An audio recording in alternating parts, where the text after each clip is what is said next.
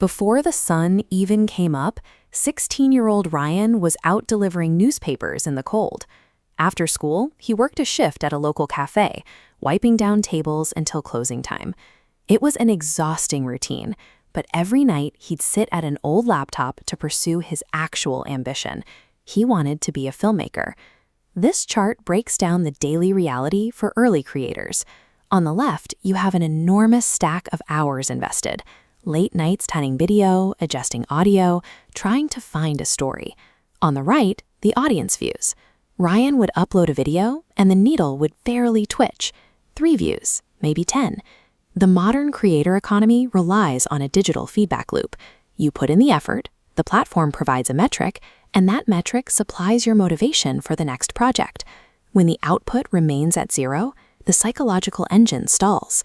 The isolation of the digital void rarely stays digital. At school, classmates actively mocked his view counts.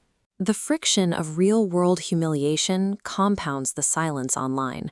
Pouring hundreds of hours into a system that yields no attention while inviting social ridicule depletes a person's psychological capital. At this pace, burnout is a predictable outcome.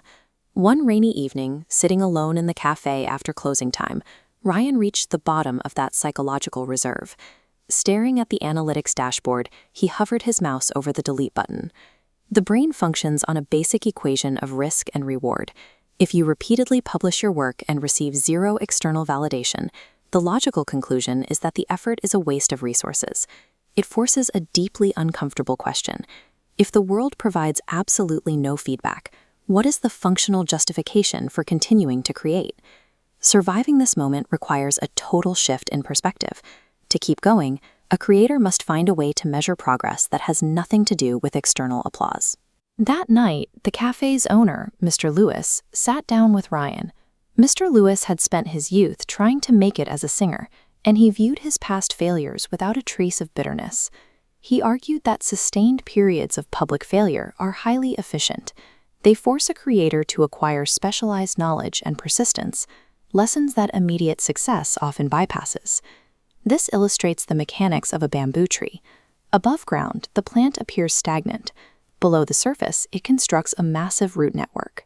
Ryan applied this by replacing his analytics dashboard with technical metrics, executing better camera angles, balancing sound edits, and refining story structure. For several months, he studied tutorials, shot practice footage, and edited every single day, without the expectation that anyone would actually watch it. During this zero-view era, Ryan was constructing the technical and psychological infrastructure necessary to sustain future success. This practice culminated in a new project, a short documentary about an ignored street musician. It was a subject Ryan understood intimately, someone creating art while the rest of the world walked right past them. He spent days meticulously filming and editing the story. The pacing was tight, the audio was clean, and the narrative had a clear arc. It showed a high level of craftsmanship that his earlier, hastily assembled clips lacked. This chart visualizes what happened 2 days after he hit publish. A large creator shared the documentary. The flatline broke through. 10,000 views, then 50,000, then 100,000. We tend to view spikes like this as random luck. In reality, this sudden surge in traffic is a delayed reaction, the external world finally recognizing years of internal preparation. The concept of overnight success is a statistical illusion. The viral explosion was the visible byproduct of the massive hidden root system he had been building in silence. This ability brought immediate complications. Large channels began ripping off his format, and commenters accused him of staging the emotion or simply getting lucky. The psychological weight of this new attention was suffocating.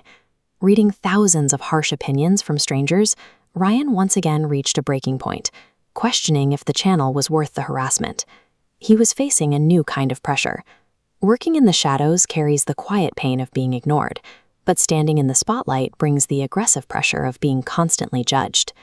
To find his footing, Ryan returned to the mindset of the bamboo tree. He realized that the same skill that kept him filming when nobody cared, the ability to find value in the work itself, could also protect him from the noise of the crowd. He chose to anchor his confidence in his technical growth rather than the fluctuating comment section. The capacity to endure the isolation of being ignored provides the psychological foundation required to survive the toxicity of being seen. Ryan continued to create. Over the next 2 years, his technical consistency and narrative style caught the attention of a major streaming company, leading to a deal to direct a documentary series. On the first day of professional filming, he went back to the cafe. He handed Mr. Lewis a small silver watch engraved with a thank you. He finally understood that those early nights in the empty cafe were the most important part of his training. Ryan had reached a point where his career was no longer dependent on the validation of an audience. He had developed a way to work that was independent of external metrics. Creative endurance requires long periods of silent, invisible progress. Resilience in the face of failure keeps a creator standing when the world pays attention.